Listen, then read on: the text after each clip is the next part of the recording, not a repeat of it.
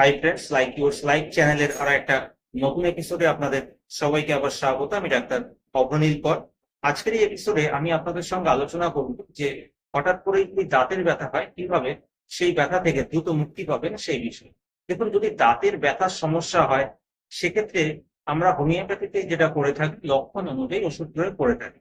অনেক সময় দেখা যায় পেশেন্ট এসে বলেন যে দাঁতের কেজ বা ধার বরাবর খেয়ে গেছে, সেক্ষেত্রে আমরা স্ট্যাটিসের দিয়ে ওষুধটির কথা ভাবতে পারি, বা রুট বা গোড়া যদি খেয়ে যায় সেক্ষেত্রে মেজেরিয়াম, থুজা এই জাতীয় ওষুধ আসতে পারে। এছাড়াও বিভিন্ন ওষুধ আসতে পারে লক্ষণ অনুযায়ী, বেলেডোনা আসতে পারে, হাইপেরিকাম আসতে পারে, আর্নিকা আসতে পারে।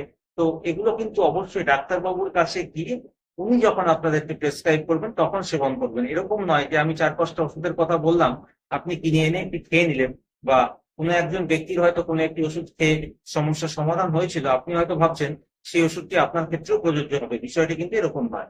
এবার চলে আসি যে হঠাৎ করে যদি এরকম দাঁতে ব্যথার সমস্যা হয়, আপনি হয়তো সেই মুহূর্তে ডাক্তারবাবুর কাছে চাইলেও যেতে পারছেন না, সেক্ষেত্রে কি করণীয়? বা এরকম হয়তো প্রায়ই আপনার দাঁতে ব্যথার সমস্যা হয়, হঠাৎ করে ব্যথা হয়, প্রচন্ড কষ্ট হয়। আপনি কি করেন? দোকান থেকে পেইন কিলার কিনে এনে খান। এই যে দীর্ঘদিন ধরে আপনি পেইন কিলার কিনে এনে খাচ্ছেন, এর কিন্তু অনেক পার্শ্ব প্রতিক্রিয়া বা সাইড এফেক্ট রয়েছে। তো আমি আপনাদের বলবো এইভাবে পেইন কিলার কিনে খাওয়া বন্ধ করুন। আপনারা চাইলে বাড়িতে রাখতে পারেন একটি homeopathic mother tincture, plantago mother tincture. যদি হঠাৎ করে এরকম দাঁতে ব্যথা হয়, 8-10 ফোঁটা প্লান্টাগো মাদার টিংচার তুলোর মধ্যে ভিজিয়ে আপনার দাঁতের গোড়ায় 30 থেকে 40 সেকেন্ড লাগিয়ে রাখুন। দেখবেন কিছুক্ষণের মধ্যেই এই ব্যথার উপশম হবে। তবে এর পরেও যদি দেখেন যে প্রায় এই সমস্যা আপনার লেগেই আছে, সেক্ষেত্রে বলবো অবশ্যই নিকটবর্তী হোমিওপ্যাথিক ডাক্তারবাবুর সঙ্গে যোগাযোগ করুন। এছাড়াও আপনারা চাইলে স্ক্রিনের উপর দেওয়া হোয়াটসঅ্যাপ নম্বরে আমার সঙ্গেও যোগাযোগ করতে পারেন।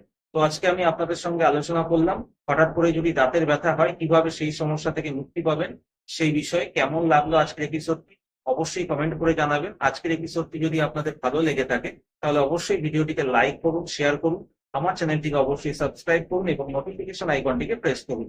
আপনারা সবাই সুস্থ থাকুন, ভালো থাকুন।